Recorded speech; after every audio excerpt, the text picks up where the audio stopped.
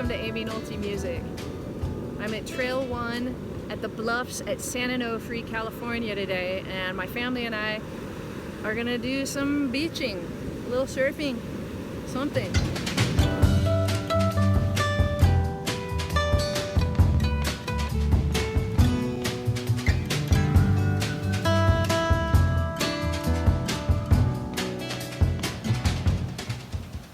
And I'd like to make a video today that I've been thinking about for a while.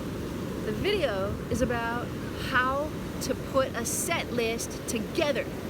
And I hope I can do something pretty fun today with the ocean and beach activities in general.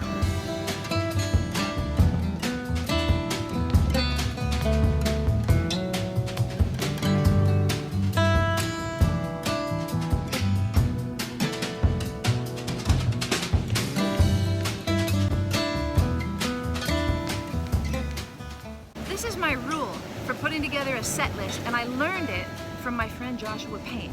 He says that when you put a list together, you have to think about the mood of the crowd, you know, and the kind of place that you're at, and it's going to be different for every venue that you perform in.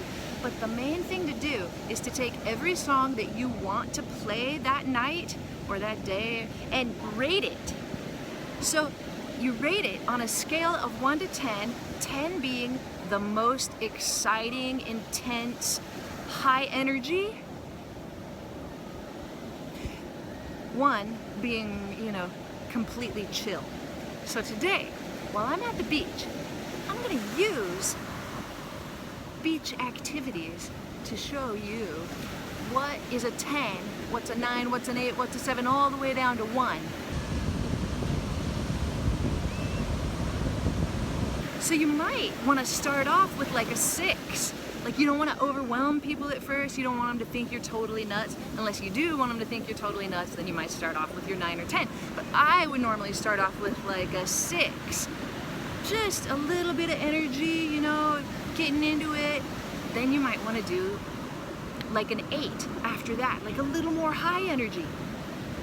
But then you might want to bring it down to like a 5 or a 4. And it might feel good to just have a little bit of chill happening. And then you might want to bring it down to your 1 or 2 right around then. Then you want to hype it up again. You want to bring it back. 9, bam. So you want to save that 10 for the end of your set. Those are my boys. For a time when you just want to leave the crowd pumped, or maybe the end of the night, right? You're going to kind of save your 10s for then. I want to tell you a little story. One time I was at a gig with my friend Joshua Payne. We were playing this super swanky club on Sunset Boulevard. He gon' play this game until he wins it, kick it, push it, fight it, hit it till he knows that he can get it.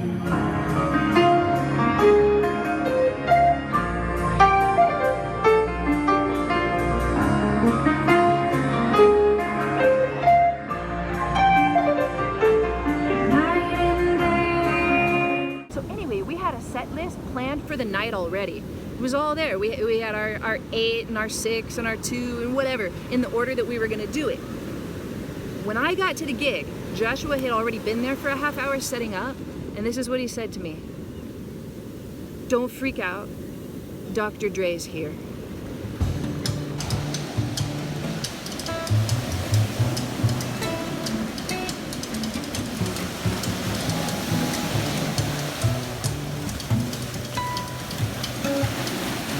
We had to revisit the whole set list to reconfigure because Dr. Dre was there. Dr. Dre sat right in front of the piano for the whole first set. So pretty much, like, we saved all the ones that we were saving for the second and third set, like our very best tunes, and we made sure to play them while Dr. Dre was here. So that was our joke, and it has been our running joke ever since. Like, well, this is what we'll do unless Dr. Dre shows up.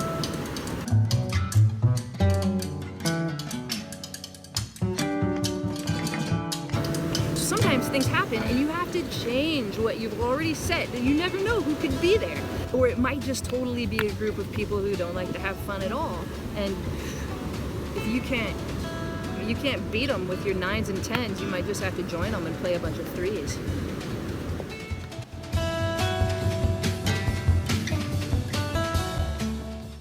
you're gonna have to figure out which ones of your tunes are intense and medium and chill and in between anywhere. But for the rest of this video, just for fun, I am going to make a list of all the fun things we did at the beach that day in order of least intense to most intense. Number 1, what is more chill than putting the last rock on top of the stack? Number 2, finding a rock that happens to be tuned to B half sharp and playing a little bit of percussion. And number 3, finding one more nicely tuned rock to play a little more percussion with. And number 4 is just 13-year-old boy antics. And number 5 is seeing it again in slow motion.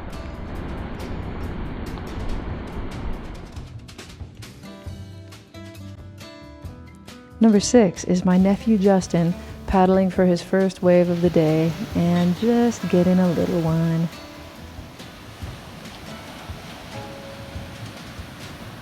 Number 7 is a pretty fun one. This is my brother-in-law Brad and my nephew Justin, father and son. They're paddling out together. And here comes a pretty big one, maybe like a 4-footer. Justin decides not to go for it. He's gonna paddle over and Brad has to duck. So that's what you call the first wave of a set. Here comes the second wave of the set and Justin's thinking about it. Yeah, he's totally gonna go for it.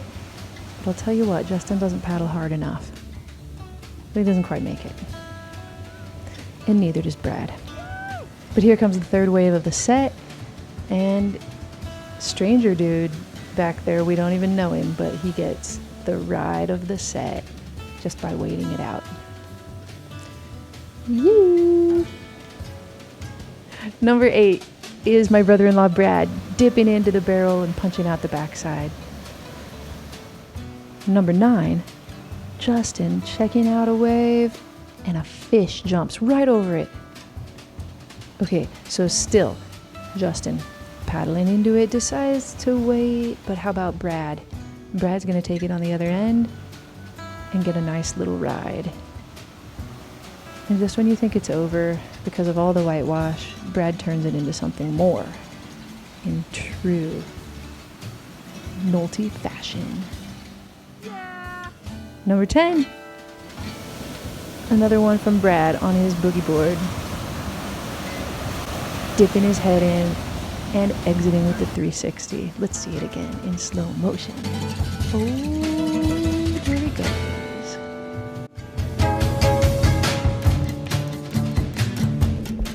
It's a different kind of surfing. So that's it. Maybe next time at your gig, instead of thinking about like, now we just played a waltz, maybe next one we're gonna do a bossa nova, then let's swing, then let's play a samba. Think about it solely in terms of intensity and see how well you control your crowd. I think you're gonna have fun with it.